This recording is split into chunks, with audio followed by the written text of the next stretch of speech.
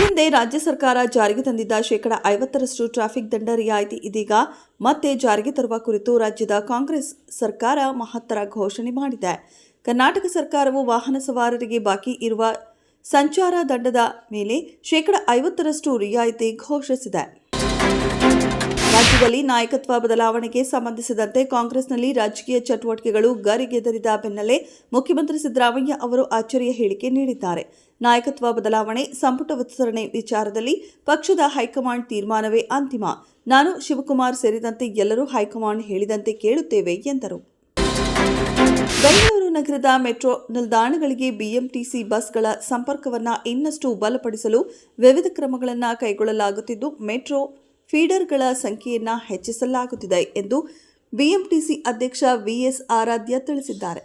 BMTC ಪ್ರಯಾಣಿಕರಿಗೆ ತಡೆರಹಿತ door to door ಸಂಪರ್ಕವನ್ನು ಒದಗಿಸುವ ಗುರಿ ಇಟ್ಟುಕೊಳ್ಳಲಾಗಿದೆ ಎಂದರು.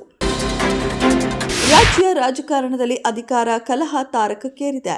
ಕಾಂಗ್ರೆಸ್ ಸರ್ಕಾರಕ್ಕೆ 2.5 ವರ್ಷ ತುಂಬಿದ ಬೆನ್ನಲ್ಲೇ ಡಿಸಿಎಂ ಡಿಕೆ ಶಿವಕುಮಾರ್ ಅವರ ಟೀಮ್ ಆಕ್ಟಿವ್ ಆಗಿದೆ. ಆದರೆ ಸಿದ್ದರಾಮಯ್ಯ ಅವರು ಮಾತ್ರ ನಾನೇ 5 ವರ್ಷ ಸಿಎಂ ಎನ್ನುತ್ತಿದ್ದಾರೆ. ಇದರ ಮಧ್ಯೆ ಸಿದ್ದರಾಮಯ್ಯ ಬದಲಾವಣೆ ಆಗಲ್ಲ, ಡಿಕೆಶಿ ಸಿಎಂ ಆಗುವುದಿಲ್ಲ ಎಂದು ಶಾಸಕ ಬಸನಗೌಡ ಪಾಟೀಲ್ ಯತ್ನಾಳ್ ಹೇಳಿದ್ದಾರೆ. ಪೂರ್ವ ಪ್ರಾಥಮಿಕದಿಂದ ಪಿಯುವರೆಗೆ ಒಂದೇ ಕ್ಯಾಂಪಸ್ನಲ್ಲಿ ಶಿಕ್ಷಣ ಸಿಗುತ್ತಿರುವುದರಿಂದ ಕರ್ನಾಟಕ ಪಬ್ಲಿಕ್ ಶಾಲೆಗಳತ್ತ ಪೋಷಕರು ಒಲವು ತೋರುತ್ತಿದ್ದಾರೆ. ಖಾಸಗಿ ಶಾಲೆಗಳಿಂದಲೂ ಮಕ್ಕಳು ಬಂದು ಪ್ರವೇಶ ಪಡೆಯುತ್ತಿದ್ದಾರೆ ಎಂದು ಶಾಲಾ ಶಿಕ್ಷಣ ಸಚಿವ ಮಧು ಬಂಗಾರಪ್ಪ ಹೇಳಿದರು. ಮುಂದಿನ 2.5 ವರ್ಷದ ಒಳಗೆ ಹಿಂದೂ ವಿರೋಧಿ, ಬಡವರ ವಿರೋಧಿ, ರೈತರ ವಿರೋಧಿ ಕಾಂಗ್ರೆಸ್ ಆಡಳಿತವನ್ನು ಕಿತ್ತೊಗೆಯಬೇಕು.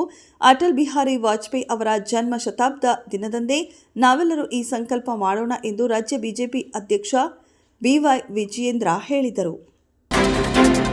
ತಮಿಳುನಾಡಿನ ಮುಖ್ಯಮಂತ್ರಿ ಉದಯನಿಧಿ ಸ್ಟಾಲಿನ್ ಸಂಸ್ಕೃತವನ್ನು ಸತ್ತ ಭಾಷೆ ಎಂದು ಕರೆದಿರುವುದು ರಾಜಕೀಯ ವಲಯದಲ್ಲಿ ದೊಡ್ಡ ಚರ್ಚೆಗೆ ಕಾರಣವಾಗಿದೆ. ಭಾಷಾ ನೀತಿ ಮತ್ತು ಹಣಕಾಸು ಹಂಚಿಕೆಗಳಲ್ಲಿ ಕೇಂದ್ರ ಸರ್ಕಾರ ತಾರತಮ್ಯ ನಡೆಸುತ್ತಿದೆ ಎಂದು ಆರೋಪಿಸಿದ ಉದಯನಿಧಿಯ ಹೇಳಿಕೆ ರಾಜ್ಯ, ಕೇಂದ್ರ ಸರ್ಕಾರಗಳ ನಡುವೆ ಹೊಸ ಕಲಹಕ್ಕೆ ತುತ್ತಾಗಿದೆ. ದೇಶದ ಪ್ರತಿಷ್ಠಿತ ಲಘು ಯುದ್ಧ ವಿಮಾನಗಳಲ್ಲಿ ಒಂದಾಗಿರುವ ತೇಜಸ್ ಯುದ್ಧ ವಿಮಾನ ಪತನಗೊಂಡಿದೆ. ವಿಶ್ವದ ಪ್ರತಿಷ್ಠಿತ ವೈಮಾನಿಕ ಪ್ರದರ್ಶನಗಳಲ್ಲಿ ಒಂದೇ ಎಂದು ಖ್ಯಾತಿ ಗಳಿಸಿರುವ ದುಬೈ ಏರ್ ಶೋನಲ್ಲಿ ಭಾರತದ ತೇಜಸ್ ಲಘು ಯುದ್ಧ ವಿಮಾನ ಪ್ರದರ್ಶನ ನಡೆಯುತ್ತಿತ್ತು. ಈ ಸಂದರ್ಭದಲ್ಲಿ ತೇಜಸ್ ಏಕಾಏಕಿ ಪತನಗೊಂಡಿದೆ. ಮಹಿಳಾ ಪ್ರೀಮಿಯರ್ ಲೀಗ್ಗೆ ಸಿದ್ಧತೆಗಳು ಭರದಿಂದ ಸಾಗಿವೆ.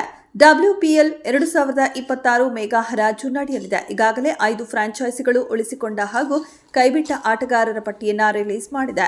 ಬಿಸಿಸಿಐ ಈಗ ಹರಾಜಿಗೆ ಆಟಗಾರರ ಶಾರ್ಟ್ ಲಿಸ್ಟ್ ಮಾಡಿದೆ.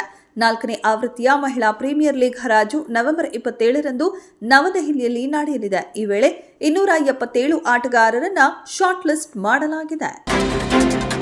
ಕಿಚ್ಚ ಸುದೀಪ್ ನಟನೆಯ ಮಾರ್ಕ್ ಸಿನಿಮಾ ಬಿಡುಗಡೆಗೆ ಇನ್ನೊಂದು ತಿಂಗಳು ಬಾಕಿ ಇದೆ.